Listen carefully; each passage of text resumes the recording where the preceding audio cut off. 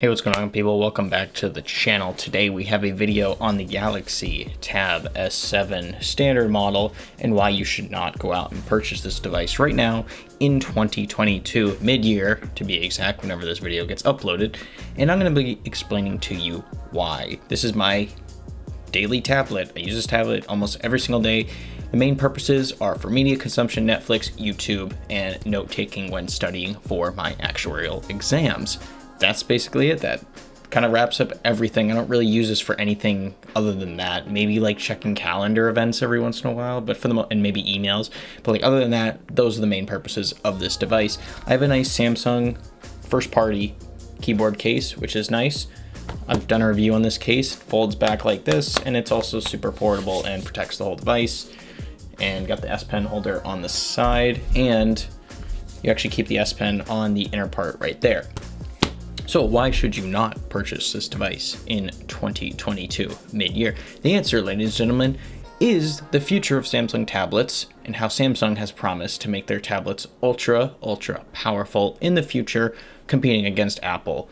The main reason I'm going to be avoiding this one is because of the processor. This comes with a Snapdragon 865 Plus, which is like a slight upgrade compared to 865, which is like a 2-year-old chip at this point, and only 6 GB of RAM. So this is the base model. You can upgrade it with more RAM. However, I wouldn't, because honestly, you're just going to get like into pricey territory. And at that point, I would just upgrade to the newer model. I'd say if you really need a Samsung tablet, if you want to complete the Samsung ecosystem, I'd go for a Tab S8 because it has that Snapdragon 8 Gen 1 chip. Or sorry, Snapdragon 888 chip, not the Gen 1. The next year's tablet will have the Gen 1 chip, I'm assuming, fingers crossed. The 888 is in the Galaxy S21, which is what I have right now. It's a super powerful processor, yada yada. I've gone on about that. 865 Plus is okay, but I do notice a lot of hiccups, and I do notice software updates are bogging this thing down. Because that 120 hertz display, in theory, it should look smoother, right? But every once in a while, and maybe I can capture it on video, every once in a while, this thing lags when doing certain tasks. It's just, the overall experience is just not fluid. The thing I'm going to compare it to is an iPad. I have owned an iPad. Well, not me personally. My family has owned an iPad. I've used that iPad. It just feels so much more smoother, and the interaction when touching with the display, that laminated display, just feels like everything's connected. It feels so smooth, and like, even though it has a 60 hertz panel, it just feels so smooth. I find that the processor on this and the RAM cannot support the 120 hertz refresh rate, and in turn makes the device look really laggy when you see it switch from 120 hertz down to 60 or even less than that because of that lag. It just looks really clunky and really ugly. Other than that, other than the processor issues, I would say this is a great tablet if you're really on a budget.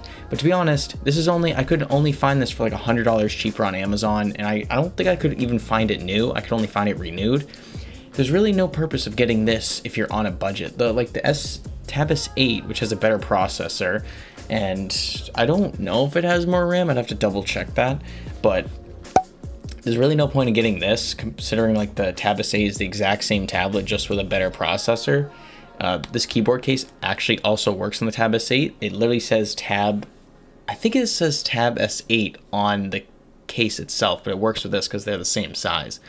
But yeah, it's got all the good stuff. It's got great speakers. It's got a great, I was about to say great charging port. Every Android comes with USB Type-C with fast data transfer. S Pen's great functionality there with note taking. I use that all the time.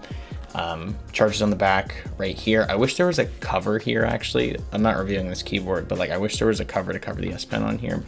Small gripe. But yeah, the processor's holding it back. I do notice glitches every once in a while, apps shutting randomly, and the overall experience is not being as smooth. One thing I also want to note is I was watching Netflix and the quality of the video was not too great. I don't know if that was my internet connection. My internet connection is always really strong, but it seemed that like just on this tablet itself, the quality was not there. It was like not even HD. I'll have to think about that more, but that's a small gripe. Overall, it's a good tablet, but honestly, this thing is not future-proof with that processor at the moment. I'd wait till next year's tablet that Samsung's coming out with, because it'll have the brand new Snapdragon 8 Gen 1 chip, probably most likely better RAM, probably an OLED display, considering this is still LCD, not Super AMOLED. I can see them upgrading the base model to a Super AMOLED display in the future, which I'm excited about. They haven't announced it yet, but that's probably most likely what they're going to do, considering the bigger model has that. And yeah, Samsung's starting to catch on and start competing with Apple, but if you want the best of the best, and even if you're on a budget, go with the Tab S8. It's a better overall experience. Or you can just wait for the new one to come out. The processor is limiting it slightly, but overall, I like this tablet. It does what I need it to do, because I'm not editing 8K videos on this thing or anything like that, or running Adobe Premiere, because I don't think it can handle that sort of stuff. It doesn't have a M1 chip, let's just say that, like in the Apple ecosystem. But yeah, that's it for this video, guys. Hope you enjoyed my thoughts on the Tab S7 in 2022. Thank you so much for watching, and I will see you guys in the next video. Make sure to subscribe and like this video and share it with your best friends. Peace out, everyone.